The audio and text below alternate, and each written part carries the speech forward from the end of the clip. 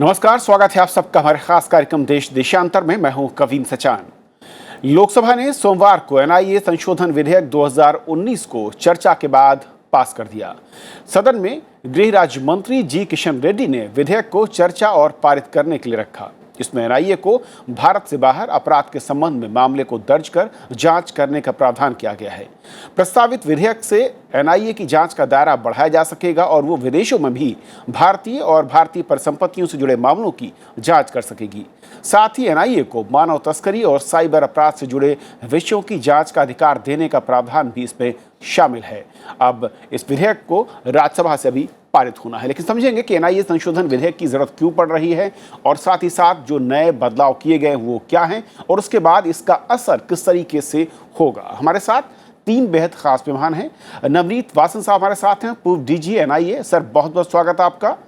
हमारे साथ चक्षु राय हैं, आप पीआरएस से हैं। चक्षु जी, बहुत बहुत स्वागत है। और साथ ही साथ तीसरे खास मेहमान हमारे साथ हैं, रामानंद गर्ग हैं, एसोसिएट फेलो हैं विवेकानंद इंटरनेशनल फाउंडेशन से। आपका स्वागत है। शुरुआत में करना चाहूँगा चक्षु आपसे, जो इससे पहले आए इस बिल को अगर मैं देखूं, जिस तरीके से काफ़ी लंबे समय से चर्चा थी और कई जगह से इसकी मांग भी उठी थी, इस बार ये जो संशोधन विधेयक है, क्या प्रमुख बातें हैं जो कि पहले से अलग करती हैं या उसमें जोड़ने या नए प्रावधानों की अगर बात करें? कभी टेररिज्म से रिलेटेड विधेयक बनाने की बात 2001 से चल रही थी। जो एनआईए का जो कानून है 2009 में पारित हुआ था और उसके पारित होने में जो पृष्ठभूमि ये थी वो ये थी कि मुंबई में जो आतंकवादी हमला हुआ था उसके बाद पार्लियामेंट का रिस्पांस ये था कि एक कड़ा कानून बनाया जाए जो कि टेररिज्म से, आतंकवाद से रिलेटेड ऑफेंसेस को इन्वेस्टिगेट करे। तो जो 2009 में कानून बनाया गया था उसने दो तीन चीज़ें करी थी। एक पहली चीज़ उसने ये करी थी, उसने ये कहा था कि एक शेड्यूल बनाया था और उस शेड्यूल में लिखा हुआ था कि ऐसे कौन कौन से कानून होंगे जिनका अगर उल्लंघन होगा जिसको ये एजेंसी इन्वेस्टिगेट करेगी, और उसमें काफ़ी सारे सेंट्रल कानून थे। एनआईए का 2009 का कानून ये भी कहता था कि जब भी कोई ऐसा इंसिडेंट होगा जिसको इन्वेस्टिगेट करना होगा तो उसको दो तरह से इन्वेस्टिगेट किया जा सकेगा। एक ये होगा कि राज्य सरकार केंद्र सरकार से रिक्वेस्ट करे और कहे कि भाई ये इंसिडेंट हमारे यहाँ पे हुआ है, इसकी आप जांच पड़ताल करवाइए। और दूसरा ये होगा कि केंद्र सरकार सुओ मोटो एनआईए को डायरेक्शन देगी कि आप इसकी इन्वेस्टिगेशन करिए। तीसरी चीज़ जो एनआईए का बिल कर रहा था वो ये कर रहा था कि स्पेशल कोर्ट्स को एस्टैब्लिश कर रहा था और इन स्पेशल कोर्ट्स का दायरा ये था कि वो डे टू डे हियरिंग्स करके जो भी ऐसे आतंकवाद से रिलेटेड केसेस होंगे उनको जल्दी से जल्दी निपटाने की कोशिश करेंगे। आज जो कानून लोकसभा में पारित हुआ है वो तीन बड़ी बड़ी चीज़ें कर रहा है। एक, पहले वो जो शेड्यूल, जिसमें जो एनआईए का शेड्यूल था उसमें वो कुछ और ऑफेंसेस को जोड़ रहा है जिनको इन्वेस्टिगेट किया जा सके। वो ऑफेंसेस क्या हैं? वो ऑफेंसेस ऐसे हैं जो कि क्रॉस बॉर्डर हो सकते हैं, जो कि सिर्फ एक रीजन में सीमित नहीं है। तो counterfeiting of currency, cyber crime को लेके या साइबर टेररिज्म को लेके ऑफेंसेस, ह्यूमन ट्रैफिकिंग जो कि भारत में है उसको रिलेटेड ऑफेंसेस, और एक्सप्लोजिव जो सब्सटेंसेस हैं उसको उसका एक एक्ट है, अगर उसके तहत कोई ऑफेंसेस होते हैं तो उसको। पहली चीज़ ये, तो क्राइम का जो दायरा है जो कि एनआईए इन्वेस्टिगेट कर सकती है उसको बढ़ाया जा रहा है। दूसरी चीज़ ये विधेयक कर रहा है वो ये कर रहा है कि अभी तक जो एनआईए का इन्वेस्टिगेशन और का जो दायरा था वो सिर्फ भारत तक सीमित था, तो उस जुरिस्डिक्शन को बढ़ाया जा रहा है। तो अब एनआईए भारत के बाहर भी उन देशों के साथ जहां पर भारत के साथ भारत की एक बायलैटरल ट्रीटी है जहां पे एक इंडियन की इन्वॉल्वमेंट है, उसको भी वो इन्वेस्टिगेट कर पाएंगे। तीसरी चीज़ ये हो रही है कि अभी तक स्पेशल कोर्ट्स एस्टैब्लिश हो रहे थे, अब ये कानून ये भी पावर देगा हाई कोर्ट्स को कि हाई कोर्ट की कंसल्टेशन के साथ किसी भी कोर्ट को एक स्पेशल कोर्ट का दर्जा दिया जा सकेगा जहाँ पर भी एनआईए के केसेस को सुना जा सका। तो मूलतः ये 3 या 4 चीज़ें ये कानून कर रहा है। आज इसका लोकसभा में डिवीज़न हुआ था, कुछ 250 से ऊपर संसद सदस्य इसकी सहमति में थे और उनकी सहमति के बाद इस बिल को लोकसभा से पास किया गया है। नवनीत जी, अब मेरा सवाल आपसे कि किस तरीके से एनआईए जब 2009 में जब ये एक्ट आया और आतंकवाद को जिस तरीके से हमने देखा, देश ने देखा, उसके बाद उसमें संशोधन की ज़रूरत, कहा जा रहा है कि एनआईए को ज़्यादा ताकतवर, ज़्यादा मजबूत बनाने, उसको ज़्यादा टूल देने की ज़रूरत थी। ये जो नए प्रावधान किए जा रहे हैं, इनकी कितनी ज़्यादा ज़रूरत आप देखते हैं कि रहती रही है एनआईए को, और इस नए प्रावधानों के बाद किस तरीके से इसका फ़र्क दिखेगा एनआईए की कार्यशैली और रिजल्ट में?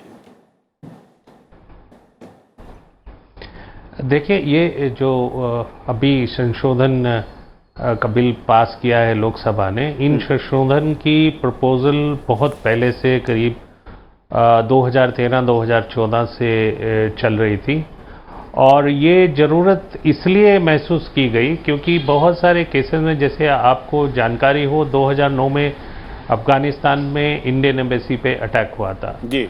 रिसेंटली अभी आपने देखा श्रीलंका में जो चर्चेस के ऊपर अटैक हुए हैं, उनके अंदर कुछ इंडियन्स भी मारे गए हैं। और बहुत सारे दुनिया में देश हैं जो एक्स्ट्रा टेरिटोरियल जुरिस्डिक्शन इस्तेमाल करते हैं। अगर आप अमेरिका का एग्जाम्पल लें तो 26/11 जो बम्बई में घटना हुई थी, उसमें एक अमेरिकन सज्जन की भी मौत हुई थी, और उसके लिए अमेरिका में उन्होंने मुकदमा चलाया जिसमें डेविड हेडले उनको सज़ा उस मुकदमे में दी गई। तो ये ज़रूरत थी कि जो कम से कम किसी इन्वेस्टिगेशन एजेंसी के पास ये पावर होनी चाहिए कि अगर भारतीय इंटरेस्ट पे या भारतीय लोगों पे कोई टेररिस्ट अटैक कंट्री के बाहर होता है, तो कम से कम हम लोग उसकी मुकदमा तय कर पाएँ, उसकी इन्वेस्टिगेशन करने का एक प्रावधान होना चाहिए।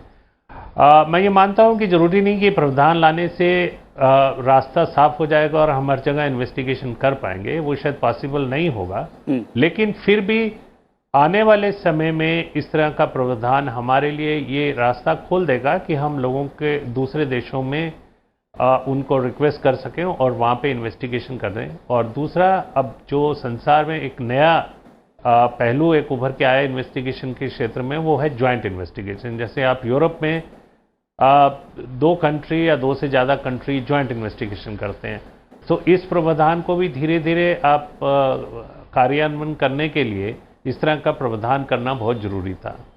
दूसरा, जहाँ तक कि स्पेशल कोर्ट्स का सवाल है, एनआईए को बहुत दिक्कत होती थी। पहले स्पेशल कोर्ट कॉन्स्टिट्यूट की जाती थी हाई कोर्ट के रिकमेंडेशन के ऊपर, लेकिन वो एक व्यक्ति विशेष के नाम से कोर्ट को गठन किया जाता था।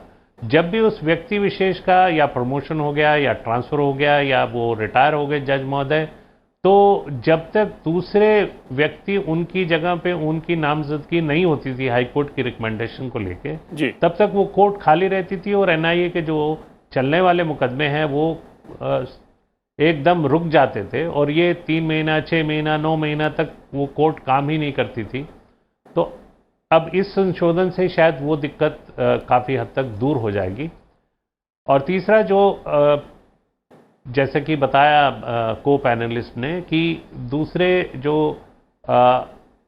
कानून हैं उनको शेड्यूल में लाया गया है, जिस तरह से जो अब हम लोग इन्वेस्टिगेट कर पाएंगे। एक ह्यूमन ट्रैफिकिंग का एंगल है और आर्म्स एक्ट के अंदर कुछ केसेस हैं। हालांकि ह्यूमन ट्रैफिकिंग के एंगल पे मुझे शंका है कि legal whether this will be sustainable under the law, because इस ह्यूमन ट्रैफिकिंग का जरूरी नहीं है कि टेररिज्म से कोई रिश्ता हो।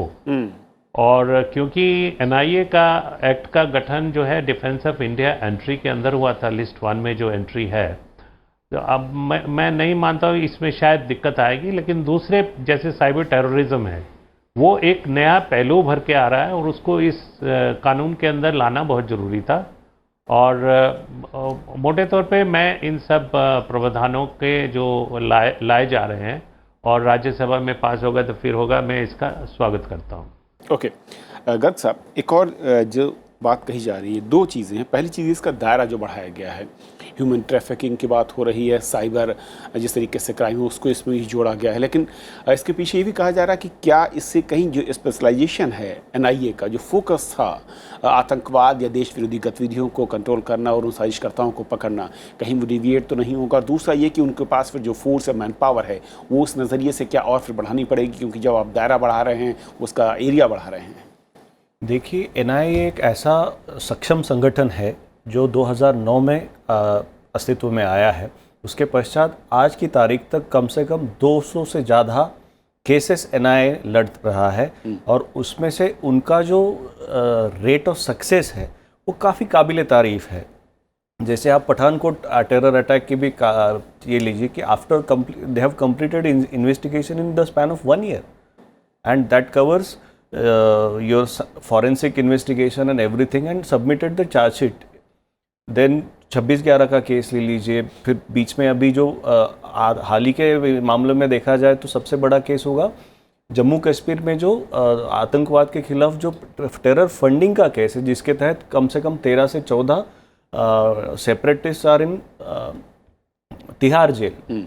तो ये सक्षमता है। तो इसी मुद्दे नज़र रखते हुए अगर हम पॉलिसी बनाते हैं कि ज़ीरो टॉलरेंस फॉर टेररिज्म, तो ये आपके लॉज में भी रिफ्लेक्ट होना चाहिए। तो इसी तहत ये जो संशोधन यहाँ पे प्रस्तावित किया गया है, ये संशोधन उसी पॉलिसी का एक एक्सटेंशन है और ये सक्षम करेगा एनआईए का, क्योंकि एनआईए जब 2008 में अस्तित्व में आया था तब से आज तक का सफ़र काफ़ी व्यवधानों से भरा हुआ है। जैसे आप 2008 की जब हम पहले चर्चा कर रहे थे जी कि कसाब की जो केस थी, तो उसमें काफ़ी व्यवधान आए थे, इन्वेस्टिगेशन जब प्रोसिक्यूशन और ये जब हर चीज़ चैलेंज हो रही थी। बट अब धीरे धीरे जैसे जैसे ये अभी ये एनआईए का जो संशोधन है उसके साथ साथ अनलॉफुल एक्टिविटीज़ प्रिवेंशन एक्ट का भी संशोधन लोकसभा में पारित किया गया है। उसके तहत डीजी एनआईए को एक अधिकार दिया गया है कि डीजी एनआईए अभी कोई भी अगर आतंकवादी हमले में जुड़ी हुई कोई भी प्रॉपर्टी है तो उसको सर्च एंड सीज कर सकता है। ये काफ़ी एक सक्षमता वाला कदम, ज़्यादा पावर्स दिए गए हैं, ज़्यादा पावर है। तो इसके तहत मुझे नहीं लगता कि इनका कोई ऑब्जेक्टिव या उनका कोई ये डाइल्यूट किया गया है। और आज की तारीख में हमें देखना सोचना पड़ेगा कि जब आतंकवाद जैसा जो विषय है वो केवल आपके डोमेस्टिक लेवल पे मर्यादित नहीं है, उसके राजनीतिक और ये काफ़ी उसके जागतिक स्तर पे भी उसके इम्पैक्ट हैं और उसके रिलेशंस भी जुड़े हुए हैं। और भारत जैसे देश ने बताना नहीं चाहिए, आपका पड़ोसी जो है हाय दिन कुछ ना कुछ करते रहता है। तो जब ऐसी स्थिति में जब आप हर रोज़ रह रहे हैं तो उसमें आपकी आतंकवाद विरोधी जो संरचना है उसको आपको सक्षम करना ही पड़ेगा। उसमें 2-3 मुद्दे मैं आपको यहाँ पे संक्षेप में बताना चाहूँगा। उसमें एक होता है कि लॉ एक होता है, फिर बाद में होता है आपकी इंटेलिजेंस एजेंसीज, और तीसरा होता है आपका एक ओवरऑल कोऑर्डिनेशन सिनर्जी कैसी है। तो आप अगर अब हाल ही में देखोगे तो टेरर में एनआईए ने काफ़ी एक अच्छा डेवलपमेंट किया 200 से, उसमें से कन्विक्शन रेट भी काफ़ी उन्होंने अच्छा मिला है। आईसिस के खिलाफ भी काफ़ी अच्छे कन्विक्शन एनआईए ने लिए है। उनका रिकॉर्ड जो फॉरेंसिक्स में भी है वो भी अच्छा है, और उसको अगर आप लॉ की सपोर्ट देते हैं तो ये सक्षम बनाता है इस तंत्र को। और मुझे नहीं लगता कि इसमें कोई उसमें डाइल्यूशन का एक कोई इसमें ये है, इससे ताकत मिलने वाली है दोनों यंत्रणाओं को। ओके, लेकिन नवनीत साहब, आज जब लोकसभा में चर्चा हो रही थी, इस पर बहस हुई, उसमें 2-3 पॉइंट रेज किए गए। मैं थोड़ा सा चाहूँ, क्योंकि आप एनआईए के साथ जुड़े रहे हैं, आप डीजी एनआईए रहे हैं। पहली चीज़ तो ये कि देश के बाहर जांच को लेकर कई सांसदों ने सवाल खड़े किए कि वो कैसे कर पाएंगे, और ये अधिकार देना, ये प्रावधान करना ठीक नहीं है, या वो जो इंटरनेशनल रूल है उसके अलग उससे चला जाता है, कहीं कुछ कॉन्ट्रडिक्शन है। क्या वाकई इसमें, इस आरोप में या इस संदेह में, इस आशंका में कोई दम है? नहीं, देखिए, मैंने जैसे पहले ही कहा चर्चा के शुरू में कि बहुत देशों ने इस तरह का प्रावधान अपने यहाँ किया हुआ है, जैसे मैंने अमेरिका की एग्जांपल दी। दूसरा, अगर हम देखें तो कानून है जैसे सार्क है, suppression of terrorism act 1993, it provides for extra territorial jurisdiction. फिर अगर हम देखें international convention for suppression of financing of terrorism, उसमें भी एक्स्ट्रा टेरिटोरियल जुरिस्डिक्शन का प्रावधान है। फिर international convention for suppression of terrorist bombing, उसमें भी इसका प्रावधान है। Suppression of unlawful acts against safety and maritime navigation and fix platform on continental shelf, इन सब कानून जो एनआईए के लिए टेररिज्म के क्षेत्र में आते हैं, सब में प्रावधान है इनके अंदर तो अगर कल हमको आवश्यकता पड़ती है या ज़रूरत है कि इस तरह के केसेस जो देश से बाहर होते हैं हम इन्वेस्टिगेट करें या दूसरे देशों के साथ सहयोग कर पाए इन्वेस्टिगेशन में, तो उस तरह का प्रावधान जरूरी था। और ये बात जो है एनआईए के बनने के बाद में शुरू से महसूस की जा रही थी। जैसा मैंने कहा कि 2013-14 में ये संशोधन का प्रपोजल एनआईए से गया था सरकार के पास में, कोई नई बात नहीं है। और जब तक इस तरह का प्रावधान नहीं होगा आप अपनी कैपेबिलिटीज कैसे बढ़ाएंगे? आप अपनी कैपेबिलिटीज बढ़ा ही नहीं सकते हैं। और मैं ये मानता हूं कि जरूर दिक्कत होगी, आप बहुत सारे देशों में इन्वेस्टिगेशन नहीं कर पाएंगे, वो शायद कोऑपरेशन नहीं करेंगे, लेकिन हो सकता है बहुत सारे देश आपको कोऑपरेशन करें। मान लीजिए जैसे श्रीलंका में ये केस हुआ, तो हो सकता है श्रीलंका हमारे साथ कोऑपरेट करे और हमको भी वहां इन्वेस्टिगेशन करने की इजाजत दे दे जो हमारे लोग मरे हैं। तो ये मान के चलना, दिक्कतें तो हर चीज में होती हैं, लेकिन आपको you have to be future looking, आपको भविष्य में देखना है, आप उस जगह पे स्थिर नहीं रह सकते हैं जी। तो दिक्कत जरूर होगी, लेकिन इस तरह का प्रावधान जरूरी था। रमन जी, एक जो पॉइंट ये रेस किया गया इस पर चाहूँगा, और दूसरा इसके साथ एक और कहा गया कि जिस तरीके के पावर्स दिए गए हैं, डीजी को पावर्स जो मिल रहे हैं एनआईए के, या उसको जो इंडिविजुअल को आतंकवादी, अगर एक संगठन के बाहर भी कोई इंडिविजुअल अगर उसको लगता है एनआईए को कि वो आतंकवादी गतिविधियों में या कुछ कर रहा है, तो वो बिना किसी संगठन की भी उसको उसके दायरे में ला सकते हैं। इस तरह की पावर्स कहा गया कि कहीं इसका मिसयूज़ होने की आशंका बहस में जाहिर की गई। मुझे नहीं लगता, ये पुराना मामला है। जैसे आप पोटा के पे डिस्कशन ले लीजिए, यूएपीए पे भी डिस्कशन लीजिए। भारत के जो 7th शेड्यूल है अपने कॉन्स्टिट्यूशन का, उसके तहत law and order is a state subject. तो इसके तहत states are not ready to give them power, like जैसे अरेस्ट जैसी पावर है वो पुलिस के पास है, वो छोड़ना नहीं चाहते हैं।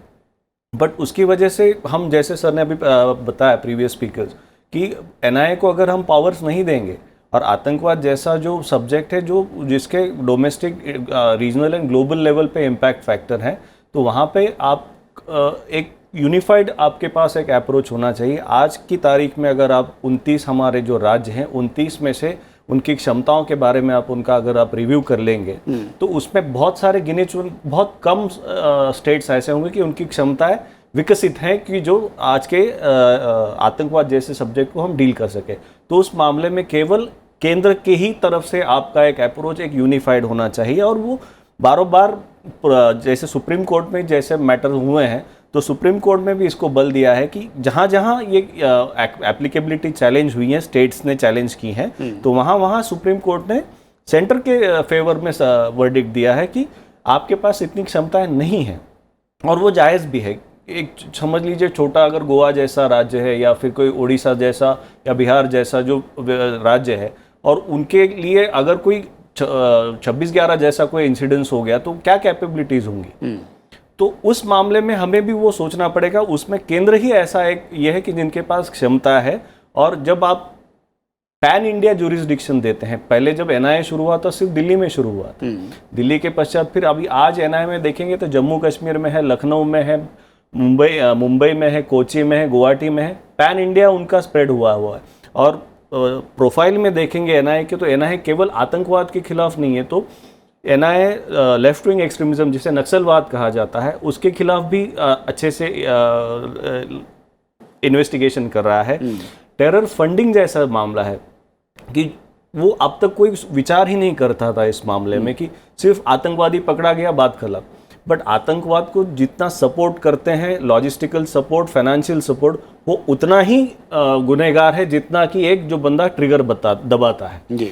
तो उनको भी कायदे के दारी मतलब उसके जुरिस्डिक्शन पे लाना जरूरी है।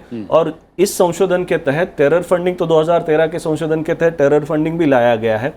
इस संशोधन के तहत उनका दायरा बढ़ा दिया गया है। जैसे अभी टेरर फंडिंग आज की तारीख में जहां सूचना और प्रौद्योगिकी इतना विकसित है कि ट्रांजैक्शन कहीं दूसरी कंट्री में जैसे आपको फाइनेंशियल सपोर्ट मिल सकता है, तो वो अगर ट्रैक करना है तो आपके लिए आपका जुरिस्डिक्शन वहां पे एस्टेब्लिश करना जरूरी ही है। बिल्कुल। और उसके बैकअप में आप एक्स्ट्राडिशन ट्रीटी जो अब पिछले 4-5 सालों में देखोगे तो कम से कम 20-25 देशों के साथ हमने एक्स्ट्राडिशन हमने साइन किया है। जैसे नेपाल हो गया, बांग्लादेश हो गया, यूरोप के कुछ देश हैं।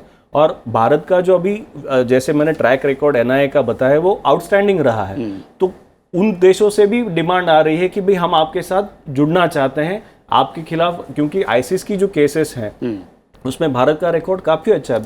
75 से 100 लोग यहाँ से गए हैं और वो भी ट्रैक डाउन करने में एनआईए को सफलता मिली। जैसे नवीद साहब ने कहा कि कई सारे कंट्रीज मिलकर उसमें काम तो करना वो चाहेंगे। हमारे साथ जुड़ना चाहते हैं, तो ये म्यूचुअली बेनिफिशियल एस्पेक्ट होगा। और अगर आप आपके लॉ में वो प्रावधान बनाते हैं जो इंटरनेशनली आपको एनेबल करता है तो वो सक्षम करेगा। चक्षु, कुछ और चीज़ें इस संशोधन के साथ मैं समझना चाहूँ, क्योंकि सोशल मीडिया में भी देख रहा था कई जगहों पर ये बातें कही जा रही कि कई सारी पावर्स ऐसी हैं जो कि दूसरी संस्थाओं या उनके पास अधिकार हैं। क्या अधिकार कहीं ओवरलैप करते दिखते हैं जो नए पावर्स आ रहे हैं, या जो हमारे पास जैसे सीबीआई जैसी संस्थाएं जो इंटरनेशनल मामले देखती थी, राज्यों में पुलिस के पास जो अधिकार थे, और क्या इस बार जो नए संशोधन उसमें कहीं सुमोटिव केसेस लेने का अधिकार भी एनआईए को दिया गया है, या फिर रिफरल जो पहले सिस्टम था रिफरल का वही अभी भी कंटिन्यू करेगा?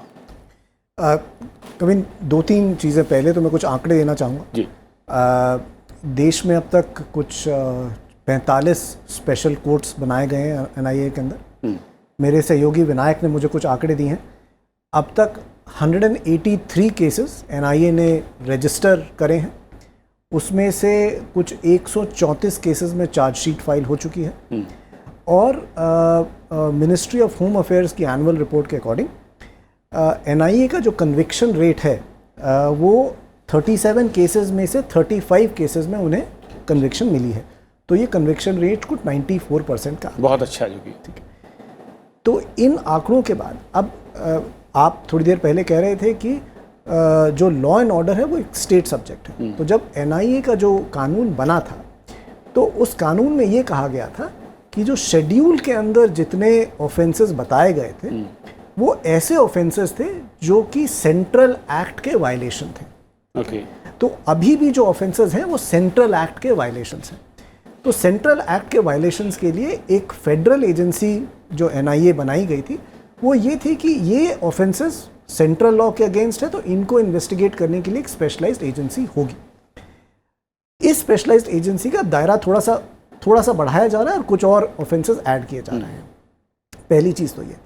अच्छा, दूसरी चीज़ ये थी कि इंटर स्टेट कोऑर्डिनेशन, क्योंकि जो जितने भी कानून शेड्यूल में ऐड किए गए हैं वो सारे ऐसे हैं कि या तो एक स्टेट में हो सकते हैं, एक या दूसरे स्टेट से लिंक्ड हो सकते हैं। तो ऐसे कानूनों को डील करने के लिए एक स्टेट की पुलिस दूसरे स्टेट के अंदर जाके तो उसका टेरिटोरियल जुरिसडिक्शन नहीं हो सकता है। तो आपको एक ऐसी एजेंसी चाहिए थी कि जिसके पास क्रॉस स्टेट जुरिसडिक्शन हो, तो एक उसका किया गया। तीसरी चीज़ मुझे ये लगता है कि जब भी हम थोड़ी देर पहले नवदीप जी बात कर रहे थे कि और ऐसे कौन कौन से कानून हैं जहाँ पे एक्स्ट्रा टेरिटोरियल जुरिसडिक्शन की बात की जाती है। कुछ सालों पहले पार्लियामेंट ने एक इंफॉर्मेशन टेक्नोलॉजी एक्ट भी पास किया था। उसके अंदर भी एक एक्स्ट्रा टेरिटोरियल जुरिसडिक्शन की बात की गई थी कि भाई ऐसे क्राइम जो कि भारत के बाहर कमिट किए गए हैं उसको इन्वेस्टिगेट करने की पावर हो। तो मेरे ख्याल से हमारे पास प्रेसिडेंट काफ़ी सारा है विच टॉक्स अबाउट रफली सम ऑफ द सिमिलर थिंग्स। मेरे ख्याल से डिटेल में जाने के लिए 2-3 जगहों की ज़रूरत है। एक जो डिटेल है वो ऑपरेशनल डिटेल है, और वो ऑपरेशनल डिटेल ये है कि जब केसेस फाइल किए जाते हैं तो उनकी एफिशिएंसी में आप क्या कर सकते हैं ताकि वो जल्दी से प्रोग्रेस हो। नवदीप जी ने थोड़ी देर पहले बताई कि जो स्पेशल कोर्ट्स डेजिग्नेट हो रहे थे वहाँ पे शायद थोड़ा सा डिले हो रहा था। So that is one. दूसरा, एनआईए की जो कैपेबिलिटी है उसे आप रेगुलरली कैसे स्ट्रेंथन कर सकते हैं, क्योंकि एवरी टाइप ऑफ ऑफेंस वो काफ़ी स्पेशलाइज्ड होता है। Counter flitting is a offence जो कि साइंस से भी रिलेटेड है, इकोनॉमिक्स से भी रिलेटेड है, फाइनेंस से भी रिलेटेड है, और एक्चुअली उसमें पुलिसिंग भी चाहिए कि भाई कहाँ पे हो रहा है कहाँ पे नहीं हो रहा है। So how does NIA develop that capacity कि ऐसे ऑफेंसेस को इन्वेस्टिगेट किया जाए। तो मेरे ख्याल से not only the legality of it but थोड़ा सा एक ऑपरेशनल थिंकिंग की इसके बारे में आप कैसे सोचते हैं, that is also required. Naveed ji, एक आखिरी कमेंट चाहूँगा बहुत संक्षेप में सर। कोई एक और ऐसा आपको लगता है कि प्रावधान या सुझाव जो कि व्यवहारिक तौर पर लाना चाहिए एनआईए को और ज़्यादा स्ट्रेंथन करने के लिए, उसको ज़्यादा और कैपेबल या फिर रिजल्ट ओरिएंटेड बनाने के लिए? देखिए, एनआईए के जो स्टाफ है को ट्रेनिंग देने की बहुत ज़्यादा आवश्यकता है, क्योंकि जैसे कि मेरे को पैनलिस्ट ने बताया, इन केसेस का इन्वेस्टिगेशन काफ़ी कॉम्प्लिकेटेड होता है और क्योंकि स्टेट पुलिस से ऑफिसर कम आते हैं डेपुटेशन पे एनआईए में, उसमें कुछ सोचने की ज़रूरत है और ऑफिसर्स जिनको इन्वेस्टिगेशन का एक्सपीरियंस है स्टेट में, उनको लिया जाए और उनको स्पेशल ट्रेनिंग दी जाए और इसमें बहुत सारे कंट्रीज़ के साथ भी कोऑपरेट करके हमको ट्रेनिंग फैसिलिटीज़ को बढ़ाना चाहिए। वो बहुत ज़्यादा आवश्यकता है, बिकॉज साइबर टेररिज्म जैसे क्राइम में day to day technology change होती है और उसके लिए जो इन्वेस्टिगेटिंग ऑफिसर है उनकी जो कैपेबिलिटी है उसको बढ़ाना बहुत ही ज़रूरी है, आवश्यक है। आई थिंक वो एक पहलू है जिस पे सरकार को ध्यान देना होगा। चलिए सर, बहुत बहुत शुक्रिया आप तीनों मेहमानों का हमारे साथ इस बहुत ही महत्वपूर्ण चर्चा में शामिल होने के लिए। तो फिलहाल देश देशांतर में आज बस इतना ही। नमस्कार।